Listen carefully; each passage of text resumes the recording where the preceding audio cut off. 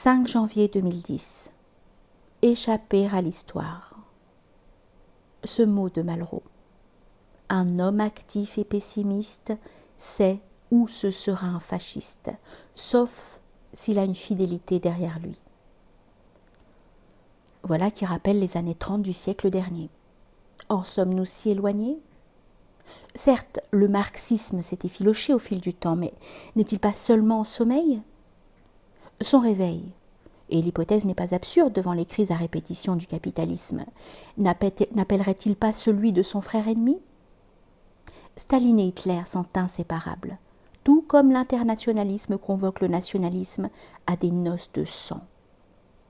Le recul que donne le temps montre à quel point l'esprit humain est binaire. Tout fonctionne par paires, marxisme et fascisme, internationalisme et nationalisme. Et comme le disait Héraclite, tout se fait par discorde. Ce qui, par-delà Malraux, me ramène à Camus. Alors que je lui confiais mon désir de m'engager à sa suite en politique, ce qui prouvait que sur ce chapitre au moins, je n'avais rien compris à sa démarche intellectuelle, il réfréna mes jeunes ardeurs et me conseilla d'attendre de me connaître mieux avant de me lancer. Je devais avoir 21 ou 22 ans. Mon cœur battait à gauche, en dépit de mon anticommunisme primaire. Ce dernier trait amusa Camus, qui, en veine de confidence lors de ce déjeuner, me raconta comment son maître Jean Grenier, lassé de l'entendre magnifier le parti, le poussa à s'y encarter, à y suivre les réunions de cellules. L'aventure fut de courte durée. Quelques mois ? En tout cas, fort de cette déplorable expérience, il me mettait en garde. Ce qu'il me fut donné d'apprendre des mœurs politiques durant le temps où j'assumais le feuilleton littéraire du Provençal me confirma qu'il ne sert de rien de s'enrôler dans une formation politique, quelle qu'elle soit. La création littéraire ne fait pas bon ménage avec l'idéologie, même s'il me faut me rendre à cette évidence. C'est le politique qui donne le ton désormais. N'en fut-il pas toujours ainsi ? Si le siècle de Louis XIV fut grand au-delà de toute expression, cela tient avant tout à ce que le roi confiait à d'autres, et tout particulièrement à des écrivains et à des artistes, le soin d'exprimer sa pensée.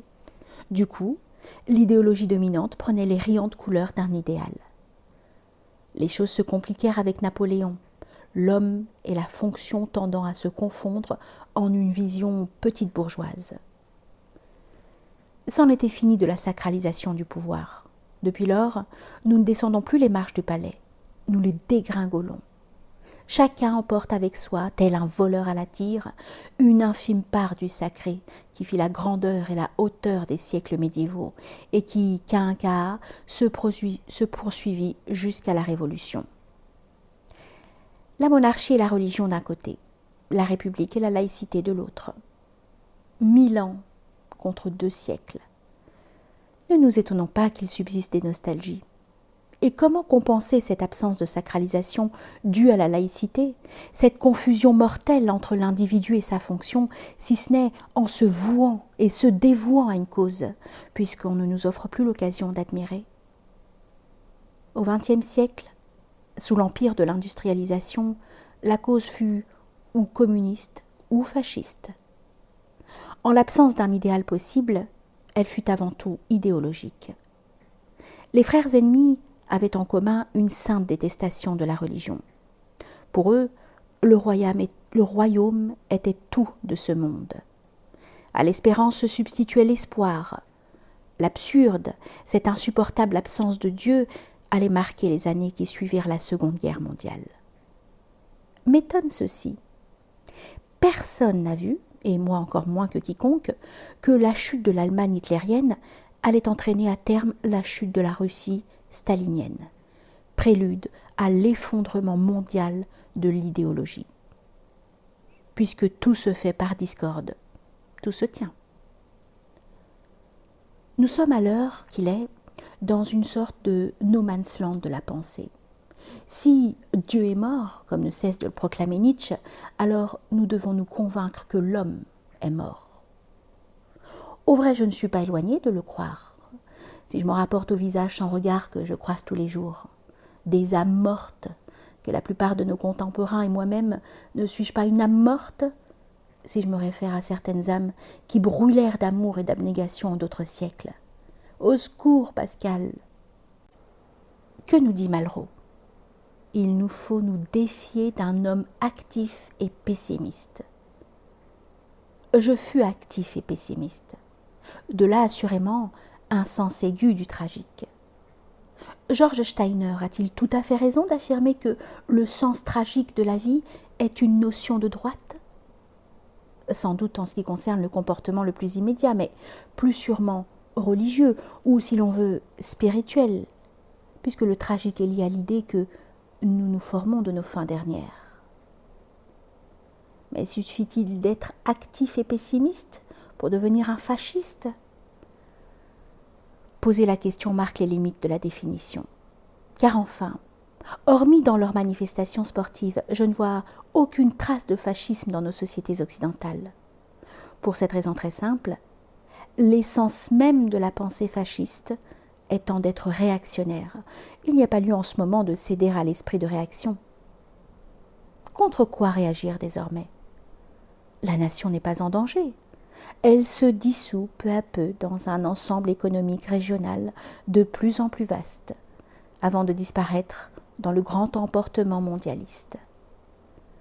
La culture n'est pas en danger. Elle s'est laissée absorber dans un melting pot international, sur fond de baragouins américains. La religion n'est pas en danger. Elle s'efface lentement sous les coups sournois de la psychanalyse, de la bioéthique et des visées astronomiques. Les peuples ne sont pas en danger. Ils se réduisent à des individus que l'économie rend de plus en plus solitaires. En fin de compte, il reste de la définition de Malraux cette idée de fidélité qui serait supposée contrarier la pente fascisante de tout homme actif et pessimiste.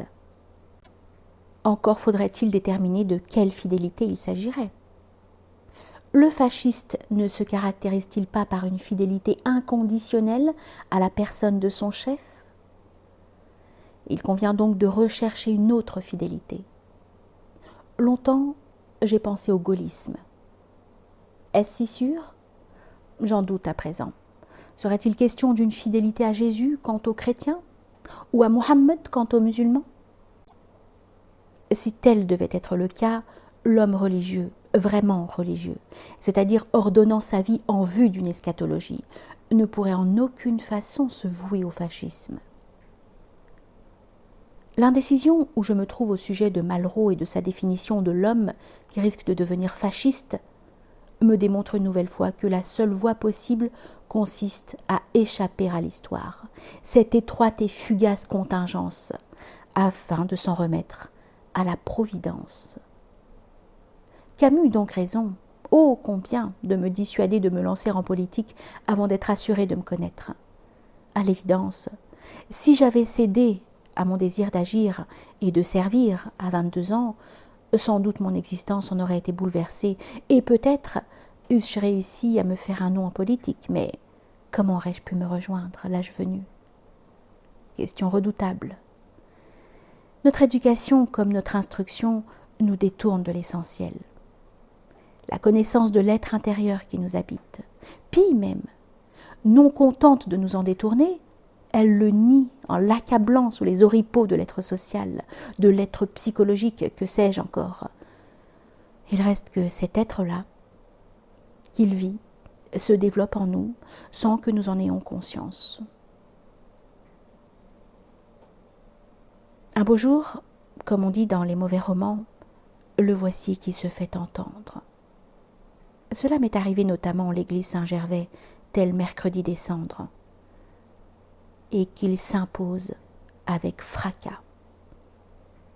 Quelle attitude aurait été la mienne devant une telle révélation si j'avais mené une carrière politique? Me serais-je borné à déclarer, ainsi que le fit François Mitterrand, que je croyais aux forces de l'esprit?